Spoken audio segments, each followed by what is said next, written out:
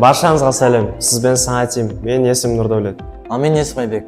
Бұл видеода FLL Export туралы түсіндіретін боламыз. FLL Export дегеніміз First Liga лиганың орта дивизионы. Export командасы Қазақстанда 2-ден 4 балаға дейін тұрады және команда әлемдік деңгейге өтсе 6 адамға дейін созылады. Команда мүшелері міндетті түрде 6-10 жас аралығында болу керек және де 10 қосылып алынады.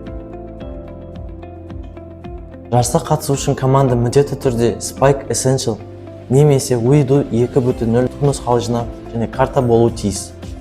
Осы сезонның тақырыбы Submerged, яғни су асты әлемі, су тұрғындарын кіргізеді.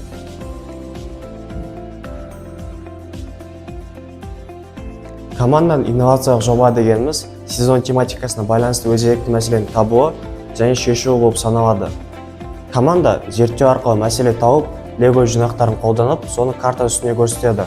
Командар өз шешімін қалағанша көрсете алады, яғни тек фантазиямен шектеледі. Және айта кете, картада тек лего бөлшектері болуы тиіс.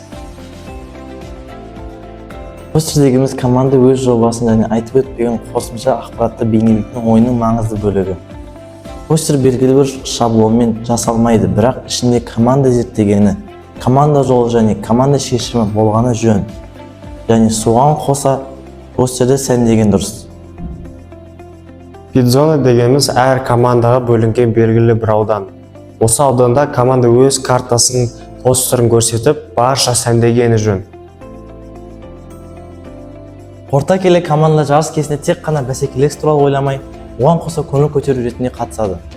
Осы ойды қолдау үшін команда мүшелері бірыңғай форма киюге және маскот дайындауға кеңес береміз.